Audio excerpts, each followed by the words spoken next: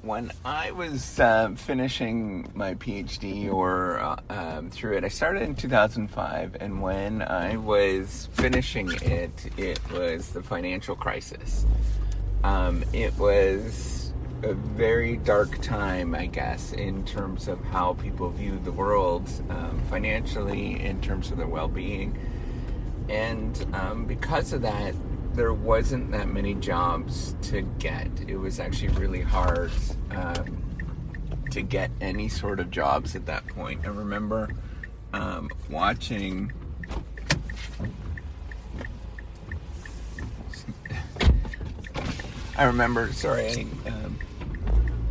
driving hands-free and doing the podcasting.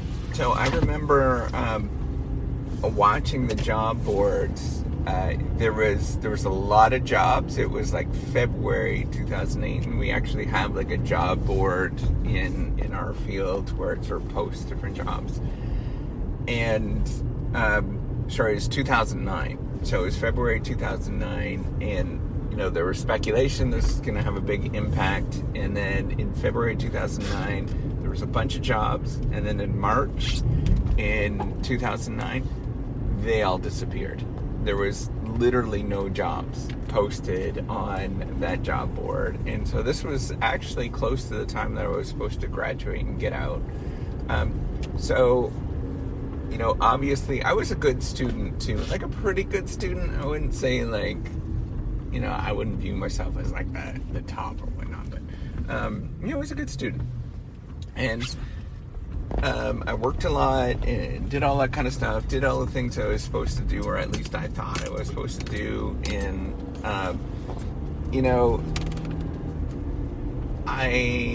when I was supposed to go in the job market that year, I was going to go in 2009, but there was no jobs.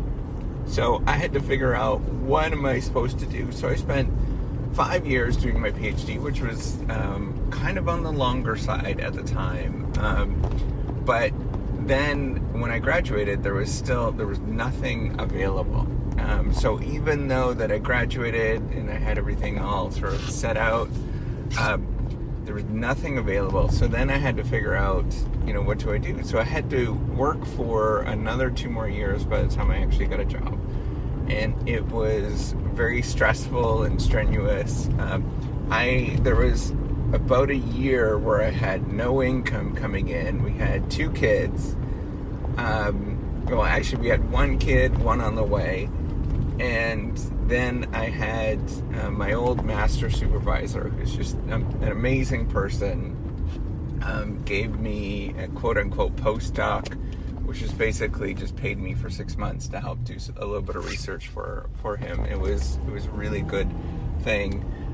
Because it gave me, I think I made like $20,000, which allowed me to, live, or allowed us to live a little bit. So for 7 years, I didn't really have much of an income. Now, in my PhD, I had, scholarships and all those kind of things, because I was a good student, remember. So I had provincial and national scholarships to help substitute everything, but that didn't pay the bills by the time all this was said and done. So I just want everybody to remember that the reason why I am doing this whole reciprocity project was because that galvanized me, that stood with me for a long time. Those moments of crap, what am I doing here? What the heck is this all about? I've spent, 4 years of my life, and there's no job prospects. I was sort of guaranteed, or, made to believe that there's guaranteed jobs at the end, which is totally not true.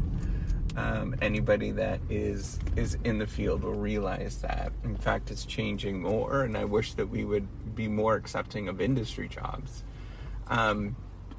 But a lot of people are going into industry jobs, a lot more people, which is actually a really positive thing, because when I was going through my PhD, I began to do my PhD because I wanted to go into industry. That was the reason why I did it. But after mentioning that once, twice, people It was so frowned upon. It was just like, what the heck are you doing? And like, like just a really bad response with it. And you still get that today. You'll still get that bad response. And like, what are you doing? And, like, I think that's absolutely not fair, to have that response, and yet it's still part of it. I get why that happens. It's because, like, everybody else puts in so much work, and it's such a climb that when that happens, it's kind of heartbreaking for the other person, right? Because they put in so much work, and that they're having an emotional response to it. So I just want everybody to realize why I actually started this whole Reciprocity Project in the first place is because I don't believe anybody should be in that position where you're not, you feel absolutely trapped.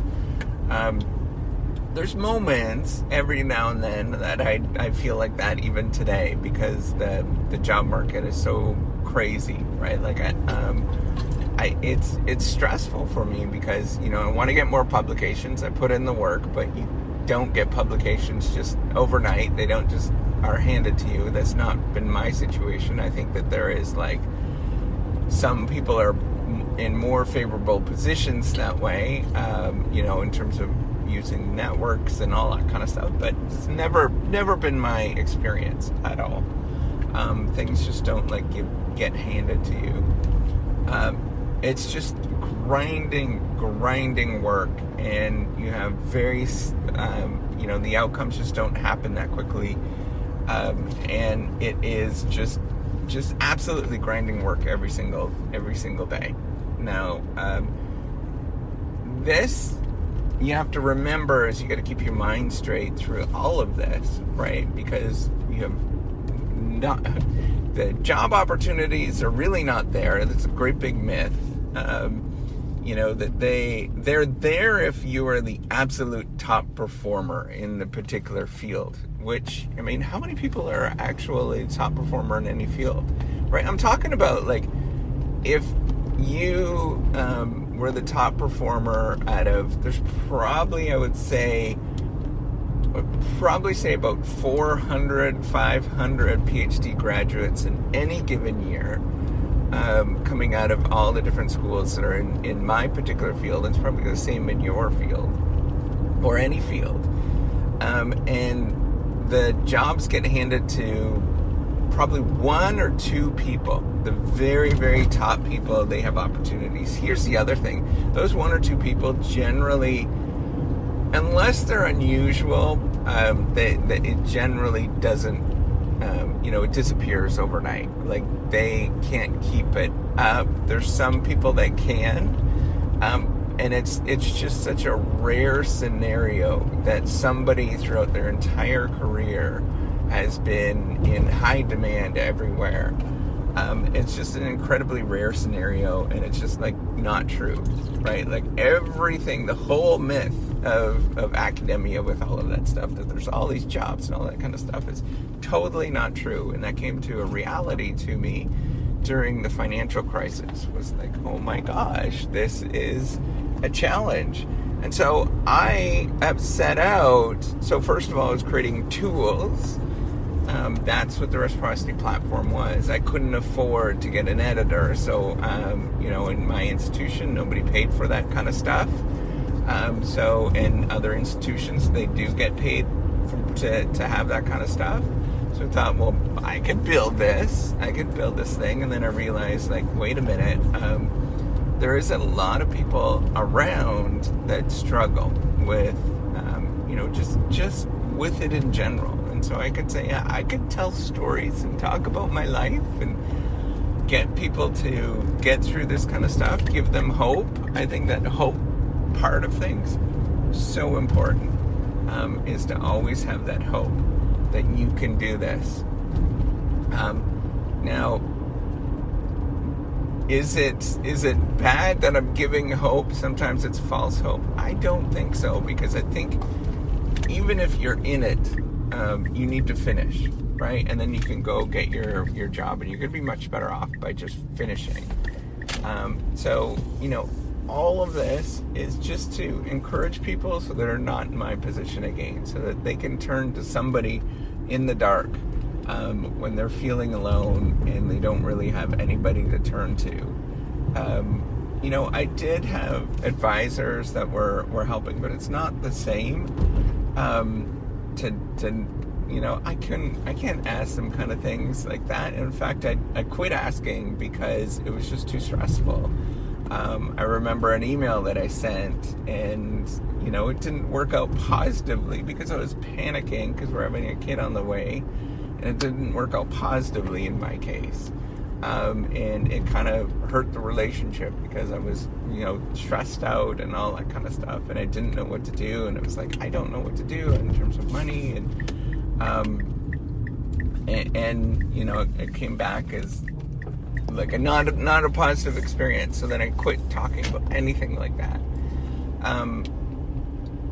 So what I'm getting at is you should never feel alone with this, and hopefully I'm walking along with you to, if there's things that you need, just let me know, give a shout out, and let me know. I will try to answer them. I can't say I always. It's just, I've got my own life with everything, so don't expect it to happen right away. It's really busy and really tough. But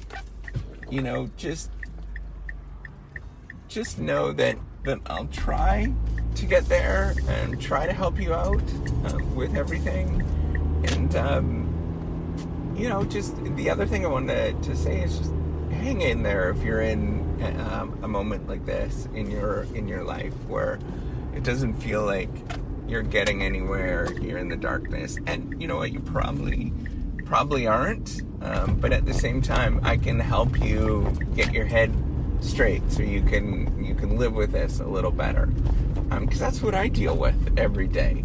Like, that's the challenge. Is you might be looking at me as a sort of successful person, but I mean, golly, I only have a couple of publications that really matter, and I work all the time, and it's stupid, right? It's stupid. I work all the frickin' time, and there is very little payoff from it in terms of the work from getting it.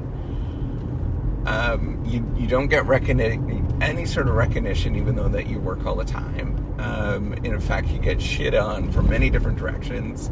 But, what I want you to know is that, hey, if I can do this, if I can sort of deal with all of this kind of stuff, so can you.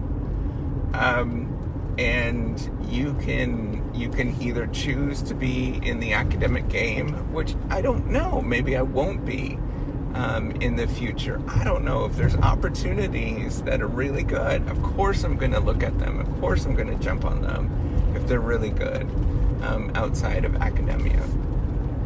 But that's the thing. I want you to know that I'm here with you, and I'll try to walk throughout this journey as long as I can. And you need to know that you can do this. You really can. It just takes one step in front of the other. That's all I do every day. It is grinding it out. I don't know any other solution. I can't help anybody else. I don't have the network. I can't do any of that kind of stuff, but I'll try. And I'll keep doing those steps every day. I just want you to know that deep down inside, you're a good person and you're doing the right things. And by doing the right things and being a good person, if you stick with it long enough, something positive is going to happen. Whether it is an opportunity from industry, whether it is, that you get your academic job, just keep working at it and keep going every day. And just don't give up on yourself. That's when bad things happen, when you're like, I can't do this anymore, I'm not going to do it. That's when bad things happen, is that, but I'm not saying, like, don't go look for industry jobs at that point. If you give up on academia and go look for industry jobs, that's amazing. That's great. That you should be encouraged to do that. But, if you give up on yourself and then go lay on a couch for 2 years, that's not helpful. You just got to get yourself up and get going every day. I'm telling you, this is the game. This is the absolute game. Push away all of that nonsense and know that you can actually do this. You'll get there. All right, take care and have a wonderful day. Bye.